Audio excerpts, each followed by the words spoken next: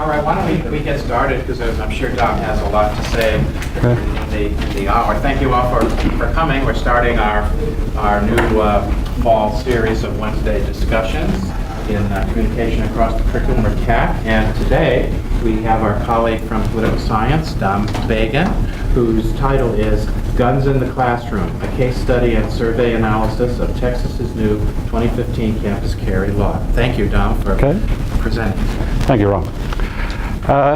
Anybody I don't know, my name is Dominic Beggan. I teach in the political science department. I've been here for 6 years, okay? And as you can see, I've got a wee bit of an accent. So we all do. Okay, so last semester I did a survey. Some of you filled the survey out for me. I appreciate that. The survey went out to all faculty members, all staff members, and all students. So 13,000 students got the survey. So I did this for a paper I presented at the Southwest Political Science Association in Las Vegas last March. And the title of the paper was Guns in the Classroom, an Analysis of Texas New Law. And I did it because I was interested in it, and because it's going to affect me, and it's going to affect you. And I think we still have about a year. The law has gone into effect already in four-year institutions. So it's already into effect in Texas A&M, University of Houston, Texas UT, etc. And it will impact us next August. Okay? So I'll look at the abstract, and then I'm going to talk my reasons why I think campus carry became a law and why it was passed. I'll look at the basic requirements for a concealed handgun license.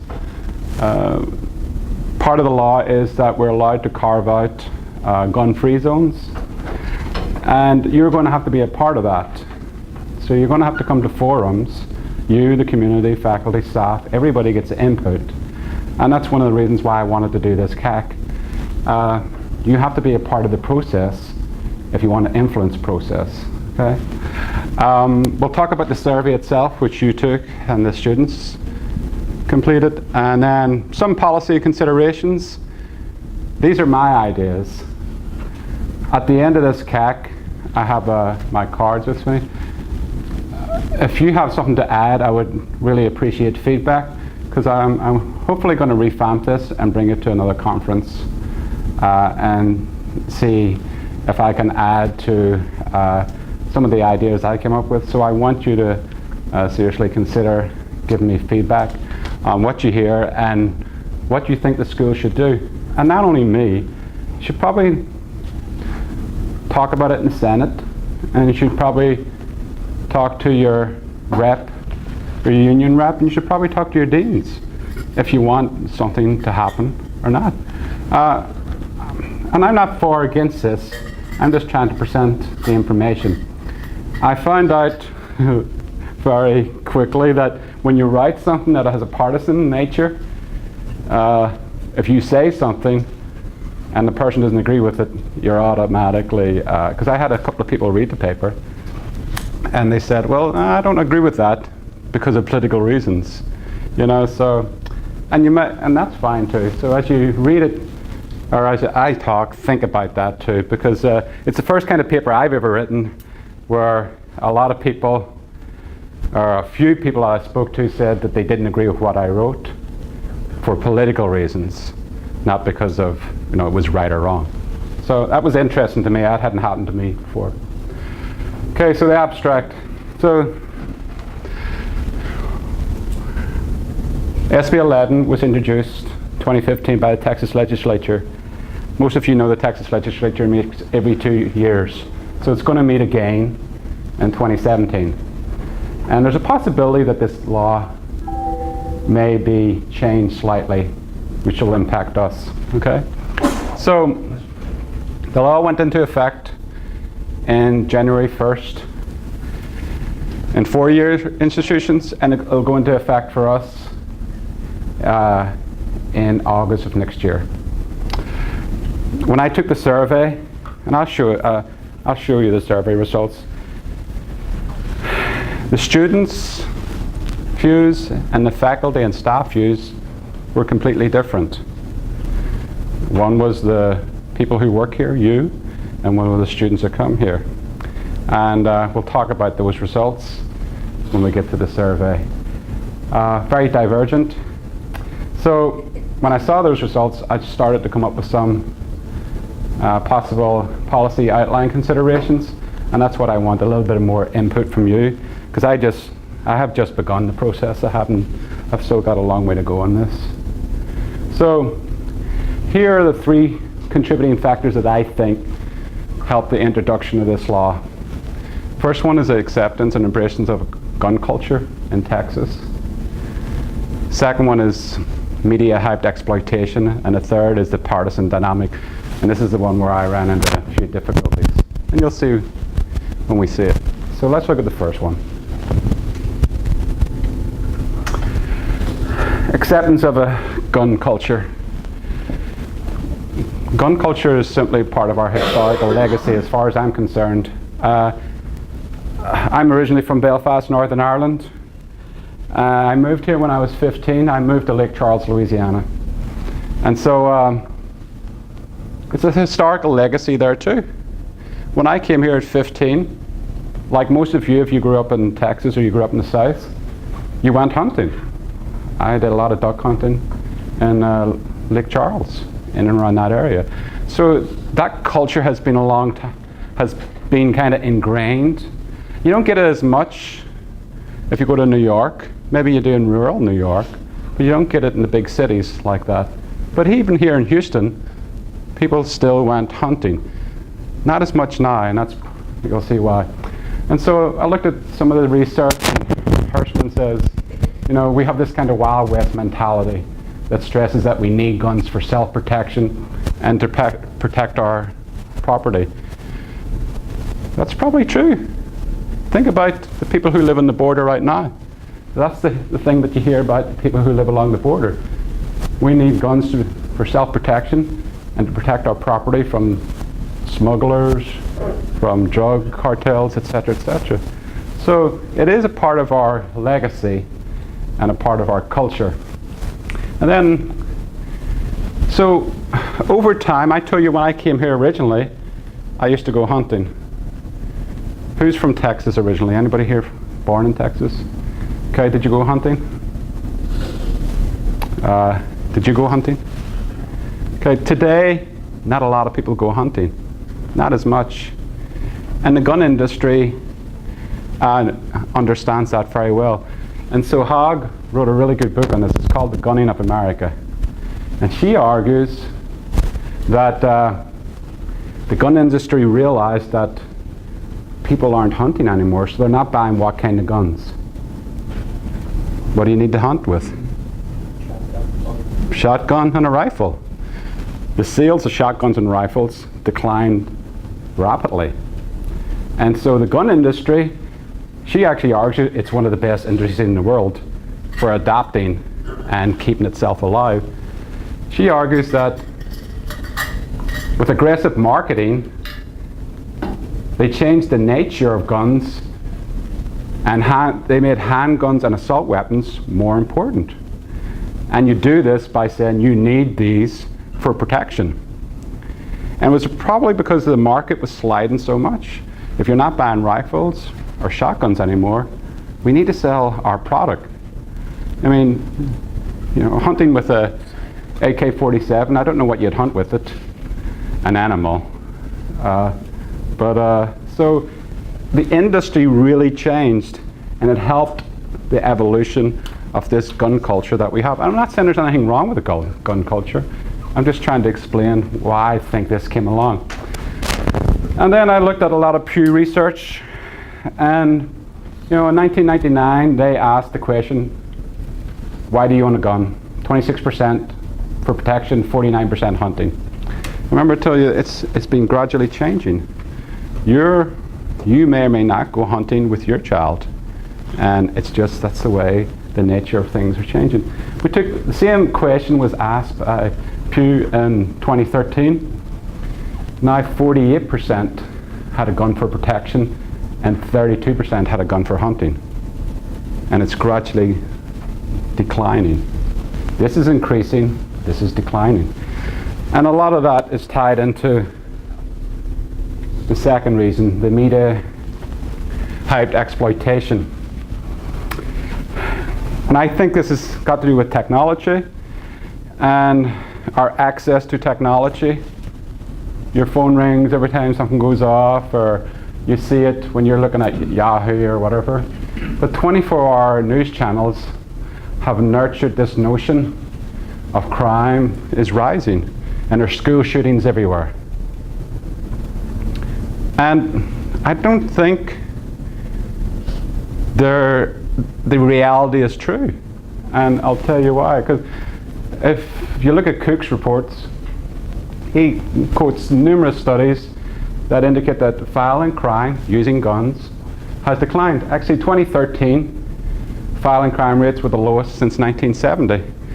That doesn't mean that burglaries haven't increased, but the idea of violent crimes. But if I'm an industry and I want to sell a gun, I have to get you to believe that crime is on the rise. I think that has happened a lot. And it's, when they do a story, they drag the story out for a week if it's a school shooting. You know, it's on, you're constantly reminded. If you watch, I watched the news the weekend, I'm sure you did too. Talked about Chicago. What's been happening in Chicago lately? Shootings. They've hit 500 shooting deaths. So you're thinking right now, what? It's terrible. The world's going crazy. Well, I need to get a gun. Not you personally. But the reality is that that's confined to Chicago. And there's different reasons why that was happening. One of the reasons is they have very lenient gun control laws as far as if you're caught with a gun. And they're trying to change that. A gang member is caught with a gun, he can get a year and be out again. You know, so they need to change that. But when you see 500 people killed in one city, crime must be rampant. And we don't adjust it. You or the public do not. So there's this fear mongering going on in industry, and it's encouraging more people to purchase a gun or think that they need a gun for self-protection. Most of you know about the first kind of mass school shooting at a campus was here in Texas, UT, in 1966, the Bell Tower shooting. 13 people were killed, 46 injured. Since 1966, this was actually the first mass shooting, by the way. And when the police responded, they didn't respond effectively, and this was the start of what we have SWAT teams today. And that because what happened on that day, average citizens were shooting up at the tower. I went out to lunch with, what do you call the guy, the professor, the poet laureate in English. He was there that day, one of our professors, and he was telling me about it, and he says, oh yeah, people were running to their trucks and getting guns and taking shots. You know, that actually started this idea that we need some kind of SWAT team to turn up. But since 1966, there have been 12 shootings on campuses in Texas. It's not a lot. Now this could be a domestic. There hasn't been mass shootings, but if you think about it, that's one shooting on average every 4 years. You know? And that's boyfriend-girlfriend dispute, domestic shooting, any kind of shooting.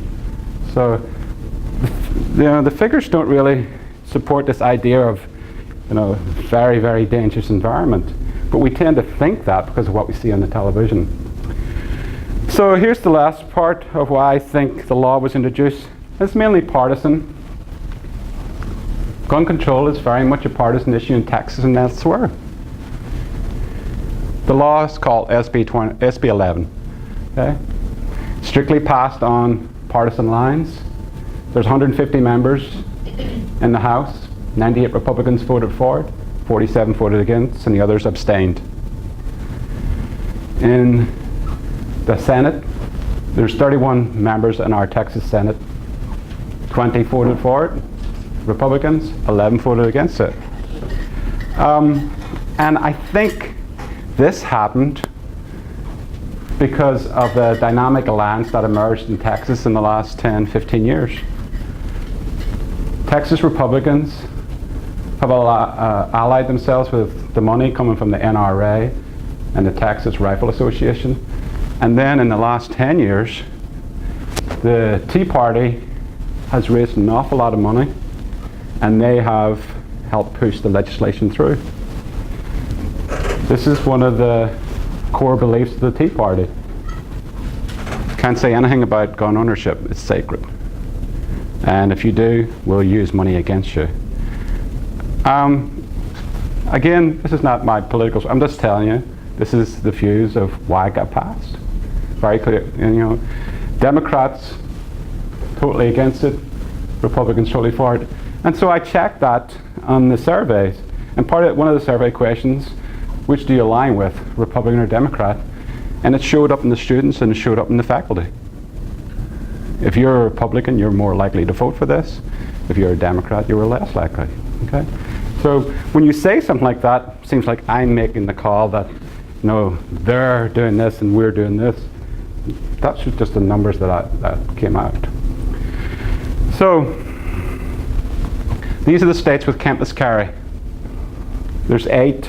Another one was just added. Georgia was just added. So there's 9 states. Georgia just passed a law this year that passed campus carry. Okay, 32 states are looking at laws right now, but these are 9 states. And so the research suggests that the more pro-gun legislation that you pass, it increases gun ownership, and that contributes to more gun deaths. So I wanted to see if that was the case. And so I took the 2 first states and I just tracked their deaths. And deaths by guns increased. Gradual increase. Now, that's just, you know, we can't prove causation. We can prove association. That's kind of like saying there's more cars, there's going to be more car accidents. It's true. If there's more guns, there's going to be more gun deaths, whether they're accidental. So just because you pass a gun legislation doesn't mean that, you know, there's going to be more school shootings. It just means there's a higher probability that a gun may be used, whether it's accidental or whatever. So these are the states. So I looked at the numbers. Per 100,000, the average in the United States is 10.66 deaths per 100,000. In the United Kingdom, it's 0.023. Germany's 3.6. Most of the European countries are something like 3 to 2. Okay? And you could say that's different laws, different legislation. The highest states have more pro-gun laws. Highest state is Alaska, followed by Louisiana. So if you look at their laws and you look at how many people own guns, there's a correlation there, an association. We're at pretty close to 10.7, 10.8, 10.9 Texas. If that law or if that association is correct, then 5 or 10 years from now, you should see an increase in ours. I don't know if that's going to be the case. That's if what the researchers saying is true. I'm not quite sure, we'll see. So, anybody as of January 1st, the law came into effect January 1st. It applies in 4-year universities right now, and it'll apply to us next year. So I looked at, you know, concealed handgun license requirements. These are the basic requirements. Doesn't take a lot. 4 years, 4 hours of minimum training, and to pass the gun range test. I looked at it. There's a gun range on my go home. I live in Kingwood. I stopped at the gun range on the way home, and it's $90 to get your. Now, do I think you have to be 21? Do I think a lot of students or faculty members or staff will do this? No. I would say 1 or 2%, if they do, because of the new law. Okay. The problem is there's 2 laws came into effect in January 1st. One is called open carry, and the other is campus carry. Open carry is you can walk around with a gun as long as you have a license. Okay? We're going to have a problem with that because some people think that open carry means you can walk anywhere with a gun. You can't openly walk onto this campus with a gun. Prior to this, there's been guns everywhere. You can keep a gun in your car right now. And I'm sure some people do, whether it's a faculty, student, staff. You just weren't allowed to bring it into the class. This law just makes it legal.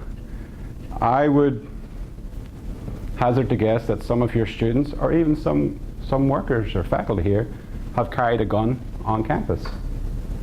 I don't know if it's true or not. I would think it was. When I used to be a high school teacher in Louisiana, and one of our teachers kept a gun all the time. And everybody knew he kept a gun. And they did it on purpose. His class was right as you walked into the school. And he owned a gun shop, and he was very proficient with it. You know, so everybody knew if there was a problem, he was the one that had the gun. It wasn't legal. But so what this law does is it basically makes it legal for somebody to have a gun in the classroom, whether it's you, staff, or students. But that's right or wrong, that's irrelevant to me. I'm just telling you what the law is. So I told you, part of the law is we can carve out gun-free zones, and this is where you need to get involved. We have to have forums. The law says it requires us, and there was a forum not so long ago where the legal counsel came. I think it was last semester.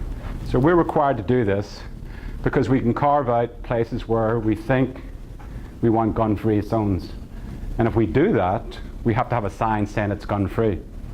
So the law says if you have a daycare, healthcare centre, or sporting events, you can designate those as gun-free zones. We have a daycare. Where is it? A building. So we'd have to decide whether we want to make a building a gun-free zone. Well, as Liz and I teach in A building. So the problem with that is that what about if the students coming from G building and they're walking, the daycare is in the bottom floor and the classes are on top. So you can't stipulate, do you want to make the whole building gun-free? And then we have the problem, Ron teaches in G building. Well, maybe he doesn't like the idea, he likes the idea, I'd feel safer if I was in a gun-free zone. So I want to teach in A building, if it's going to be a gun-free zone. Or maybe it's the opposite. If you're a shooter, which building would you go to if you're going to shoot? G, which is, you can carry a gun, or A, which they're not allowed to carry guns. You'd probably go to A, so it's hard. And then we'd have to change, and this is the cost liability is going to come in here. If it's a daycare, you're going to have some kind of security. So the daycare in A building will probably have to be sealed off from A building, and then students could walk through there with a gun. So you'd probably have to have an entrance to the daycare on the outside of the building. Again, it's money. Sporting events, we don't want guns at a UT game, and that's what UT is trying to do. So here's the survey. I surveyed 634 participants, 357 students, 73 staff and administrators, 186 faculty, and then 18 didn't specify what they were.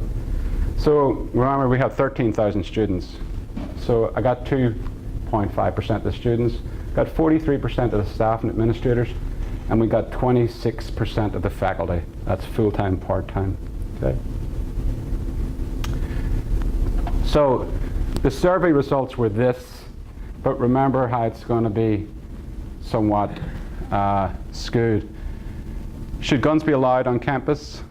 50% of the people who took the survey said no, guns shouldn't be allowed on campus. And then 45% said yes, and then we got the neutral. But that's if you just look at the numbers, and that's how you can always be fooled by numbers. That's if you look at the 634 participants, okay? 50% said yes, but when you actually go deeper into it, this is what it actually looked like. 56% of students, and this is why I said the survey results were divergent. 56% of our students are in favor of guns on campus. About 40% are against. So 60% for, 40% against. Staff, About a third of our staff want guns on campus. 68% against. And then faculty totally opposite. 62% against. And about a third or 34% for guns. You know, so there's different reasons why that was. But when you look at this number, oh yeah, the majority of people on campus. But remember, we only had a small portion of the students that participated. If the numbers had been larger, it would have been overwhelmingly the opposite direction probably. Because there's many more students, 13,000 students compared. You know, and I kept looking at the numbers. I set this survey up and I would look at it as the numbers came in.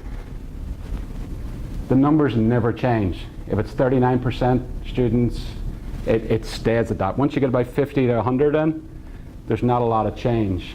You know? But we had more students participate in the survey.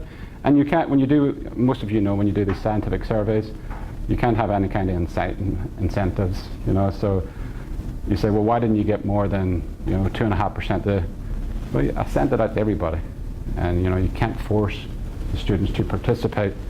But had more students participate, they would have overwhelmingly supported the idea of guns on campus.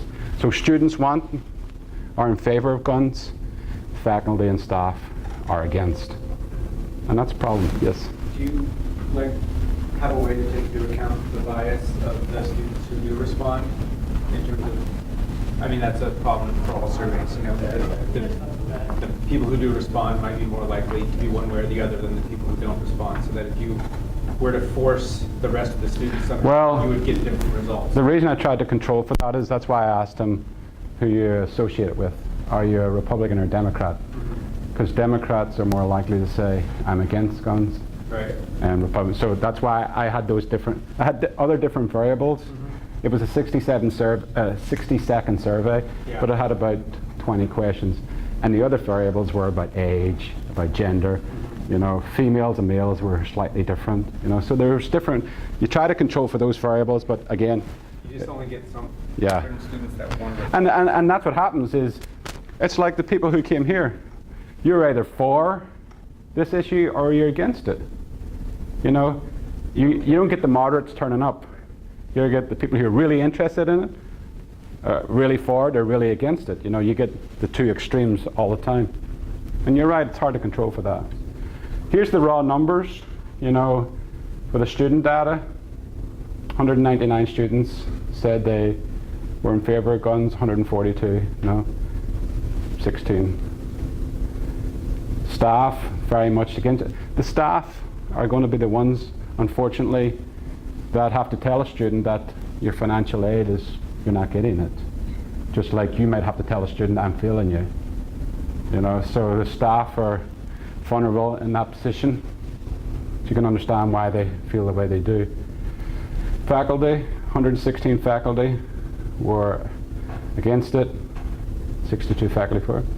A third of faculty, supported it. So, policy considerations. I remember these are just my ideas.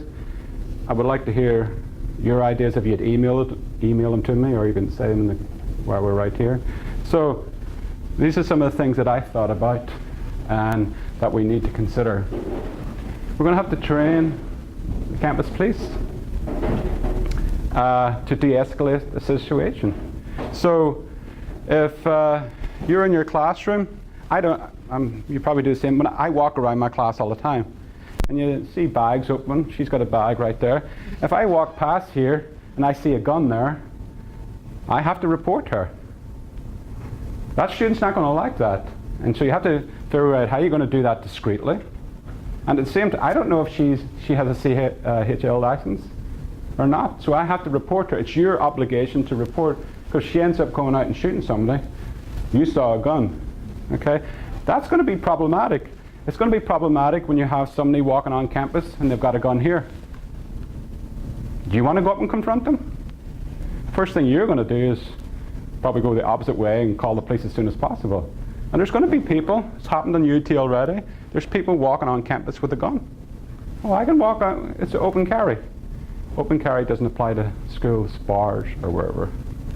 So that's going to be a problem. And then, what is the penalty for that student that has concealed. It means it's supposed to remain concealed. So we have to come up with some kind of policy. We're going to have some kind of committee that says, we're going to suspend you, what are we going to do? You know, who wants to volunteer to be on that committee? Not too many, you know, so it's going to be problematic. You're going to have to figure out these things now. I'll do it. Okay? So, good. We've got one to start off with. So we're going to have to... I'll get on the committee. Easy. You're out. We're going to have to Don't come back. Ever. Yeah, well, Bye. that's the thing that we're going to have to talk about. You know, training the police. I talked to our police department about this. I said, so what's the requirement for shooting, going to the shooting range? And they said, well, we'll do it by ourselves. I said, the system doesn't pay for you to go and shoot. To me, it's logical. If these people should be allowed to go to a range, we should probably be paying for it if they're trying to train to be, you know, accurate at what they do. You know, things like that, small things like that started to come out as I was interviewing the police.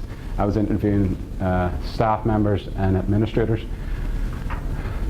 You might want to start going to conflict resolution training classes. You see them all the time. Sometimes you just ignore them. Don't have time or busy. This is going to be more important.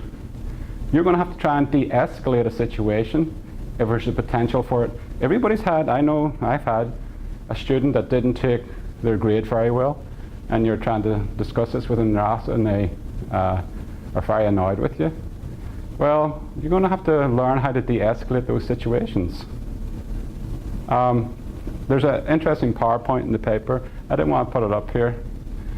At the U of H Senate meeting in the spring, one of the questions that they posed is, what should you do, you know, to try and avoid this?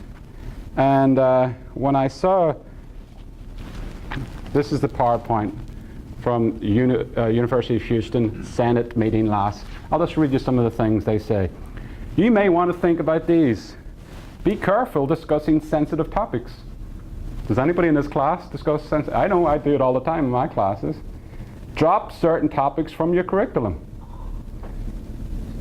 Not go there, don't go there if you sense anger. I mean, that's what we're trying to, you know, develop critical thinking. You have to go there all the time. Limit student, now I'm not suggesting that we do this, I'm just telling you what they said at University of Houston Senate meeting. Limit student access off hours. So don't meet with students. Go to appointment only office hours. So, I mean, we're supposed to do 24, 25 hours on campus. So if you're not going to be in your office, where are you going to be? I don't know. Only meet that student in controlled circumstances if you think that student is threatening. Imagine doing that at the Senate, our Senate, you know. Here's things you might want to think about. Don't meet with students. You know, if you feel threatened. It's quite amazing that, you know, this would come up at a Senate meeting at University of Houston. Yeah, and don't teach sensitive subjects. Yeah. That's all history is about, sensitive topics. Yeah, don't talk about slavery. Yeah. Don't talk about transgender, Yeah. gay rights. Civil rights. Yeah. So, but this is serious. You need to, so we're going to have to talk about this. You're going to have to think about going to these kind of classes. And you're going to have to try and diffuse situations. I think it'll have a little more heightened importance now, once this law goes into effect. Signage. We're going to have to come up with new signage about where can and cannot be. And you have to be input on that. And people need to know it when they come on their campus so they don't walk on campus with a gun strapped to their side. The legality and liability. This is going to consume an awful lot of our general counsel time, because they're going to have to draw up policies. And they draw up that policies by meeting in the forums. Okay? So say, Trey, you're a faculty member and you're deciding to bring your gun to class. And there's nothing wrong with that. That's fine. I asked the general counsel this question. So what happens? They said the only person that is allowed to use a gun on this campus is who? There's only one group of individuals that can use a gun. Who is it? police, they're sanctioned, you're not sanctioned. So if you discharge a firearm, it's your liability, it's not the college's. You know, so we hear gunshots, and you decide, I'm going to go out to the hall, I've got my gun with me. And there's a student in the next class down, and he's just like you, he has his concealed, and he walks out with a gun too. If he gets shot or you get shot, it's you're liable, it's not the system's liable. You're liable for your actions of what happens with a gun. And the police are our campus police are quite worried about this. They actually want people like Trey to have a gun to let them know, and maybe they could get in training sessions together where they know when you go into a building, these 4 faculty members or staff members have a gun. So or you better be wearing this all the time.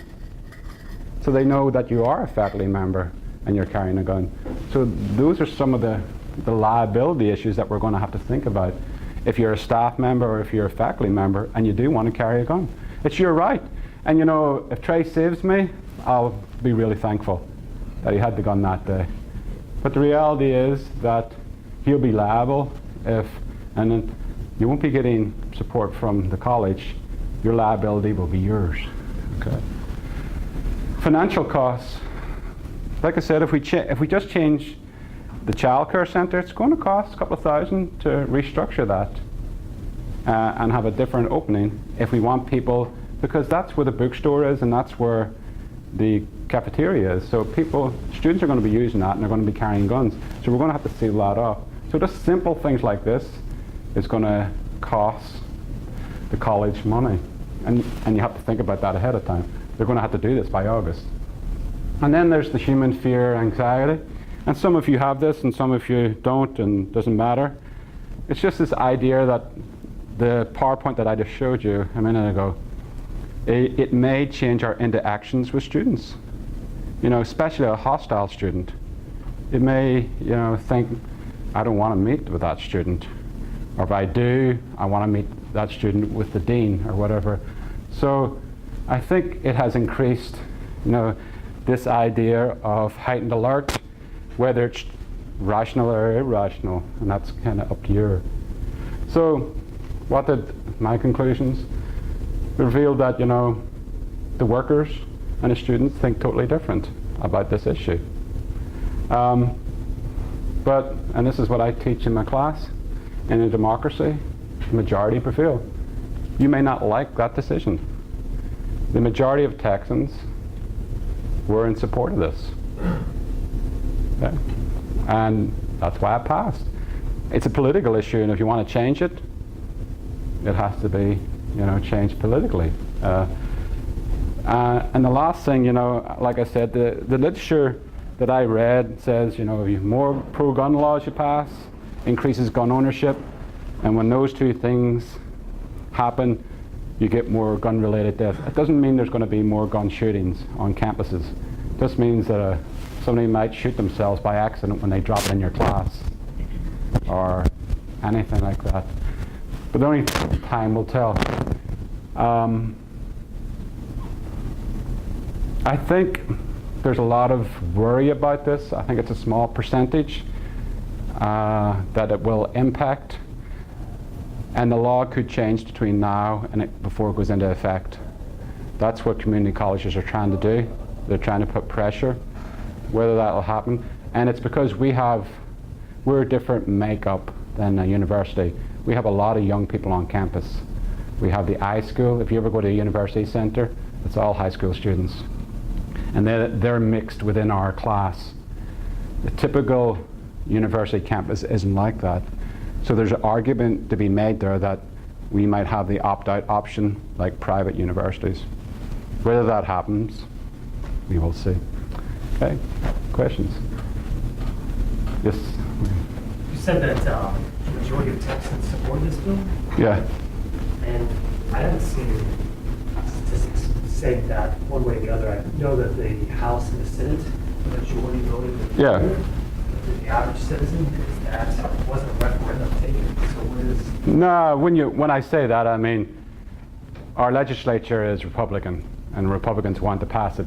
So, and when I'm a legislator, a legislator, I do a survey in my district. That's how they do it. Okay, are you for or against this? And if 60% of your district are for gun legislation, you vote for gun legislation. I mean, we don't do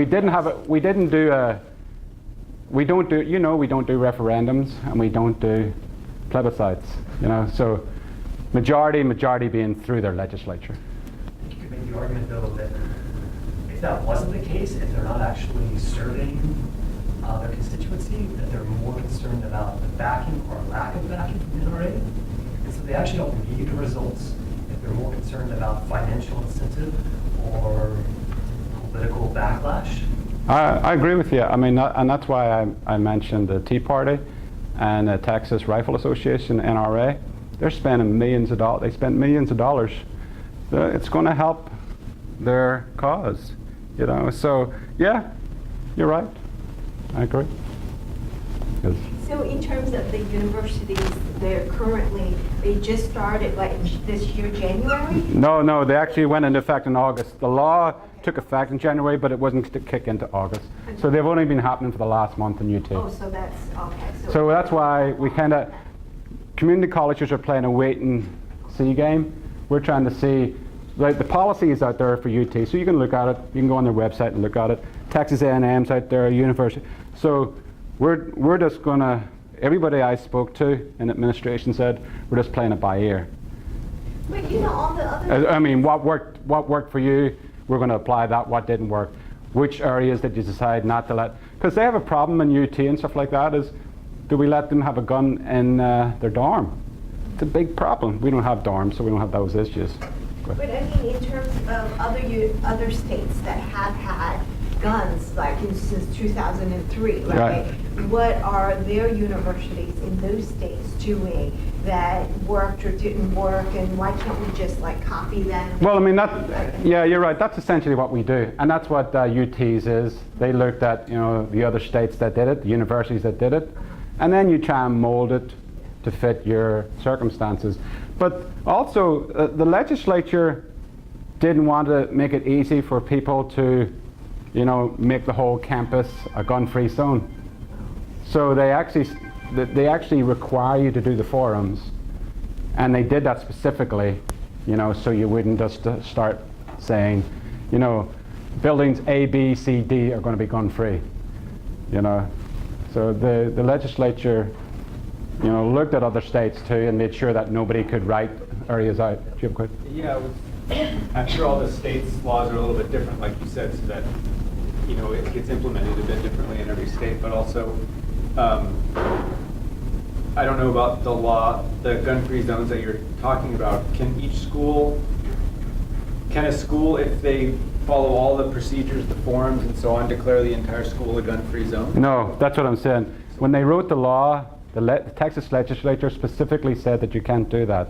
They said you one building be allowed guns, and I mean, yes, as long as it has one of those requirements: a daycare, a healthcare clinic. Like in UT, they have healthcare clinics in different parts, so that you can carve out different parts of buildings in different buildings. If it doesn't have those, then you can't. Yeah, because they knew that universities were going to start putting daycares all over the place, or you'd have a little clinic here, a little clinic here. So that says A building is off.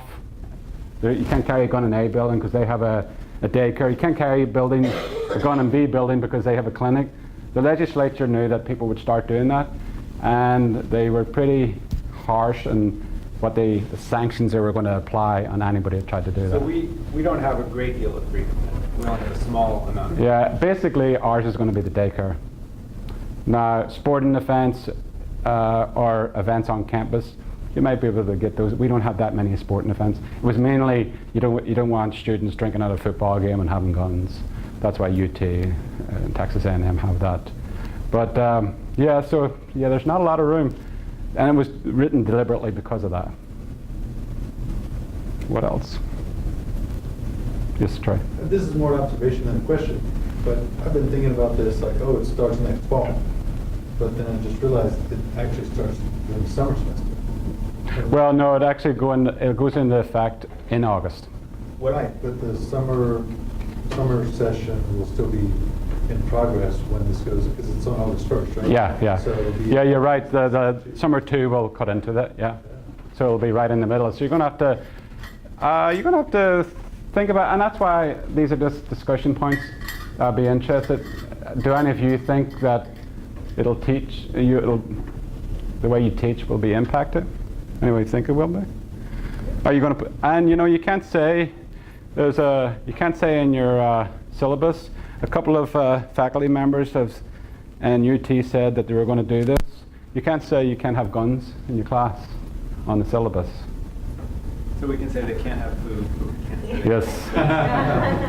So that's problematic. And so we're going to have to go over those rules. What you can't say about this on your syllabus. And the conversations that you can have about it. You can have an open conversation the way we're having, but you can't be I don't want anybody carrying a gun in here because I'm the faculty member. So how about our office space? Do we allow, or can we have a requirement about bringing guns to our offices? Well, you can bring guns anywhere. So You? I mean, not as the students. Oh yeah, I mean, Come to in our office guns. space. No, guns is anywhere on campus. So when they come to see you, they can have a gun. As long as it's concealed, they can't show you.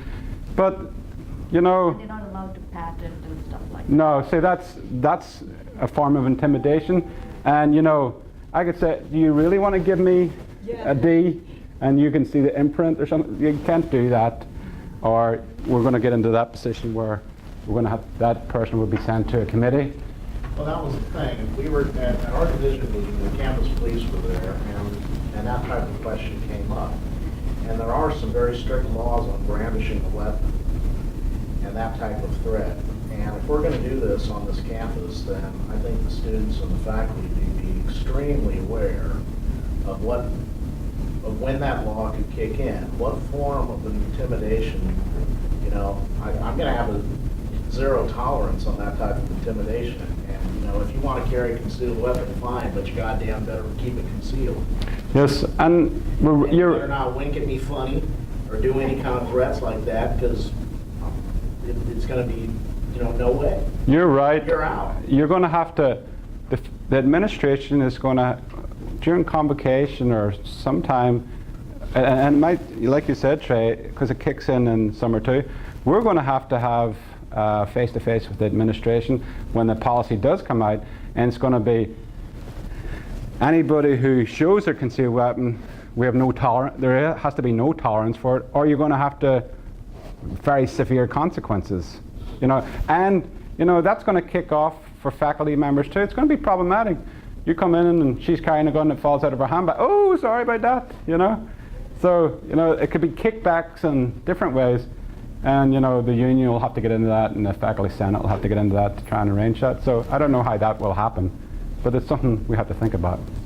And we're going to have to take time in our class to talk to students when at first day of class, saying, hey, this is the policy on this campus carry. So we're going to have to dedicate class time to educate all our students. I think you're not going to be able to tell a student that you can't carry a gun in my class, but you will be able to, and we'll probably have to come up with this. You're going to have something in your syllabus that say that concealed means concealed. If anybody, if a gun comes to my awareness that you're carrying a gun, you will be reported. We're probably going to have to say it the first day of class, and it's probably going to have to be in a written format, but that will be part of the policies that we have to adopt. I'm wondering go ahead. Well, I agree with you that gun lobby was very powerful to pass this law. On the other hand, have we had any trouble so far in UT Austin or Texas A&M? And then are we blowing it? Are we for others? Are we blowing it out of proportion? Maybe this gun goes in effect, the law goes in effect, and nothing happens. I thought about that after doing all this, and that's why I kind of said this could be a lot to do about nothing. It's more about hype and fear. There'll be less than probably, they think at UT it's 1% of the population that could be carrying. Okay, that 1% could have been carrying anyway, to be honest with you. Just because they could have been in their bag, whatever. So you're right, nothing's happened so far, nothing's happened at UT or U of H, but it's early, it's only been a month. But you're right, this might be a lot of apprehension and fear and no real backing or support of, life will just go on. But I think you do have to take certain precautions. And like the idea about, de-escalating conflict resolution, I think that's going to be important no matter what. But I personally don't think things are going to change dramatically, whether it goes into effect or not. But I hope that's the case. I told you the shootings, gun-related deaths might go up in Texas in the next 5 years. It probably won't be somebody coming on campus. It'll be somebody dropping the gun going down the stairs, or somebody, getting into an argument with a spouse, or there's more probability of that. It doesn't mean that a gun-related incident can't happen, but I think it's a very slim possibility. I think we need to talk about that too, that it's not dramatically going to change how you teach. I don't think so, but you might think differently. And all right, any other questions? Speaking of anxiety and fear and things, what problem was this meant to solve?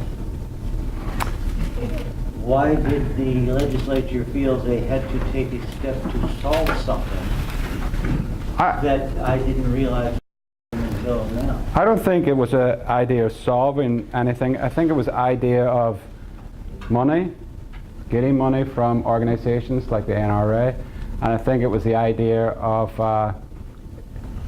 if you don't vote for this, it can hurt you politically. And so I think that played more of a role. So the citizens' best interest was at hand. That's problematic, the answer to that question. Okay. Okay. Just a question. Good.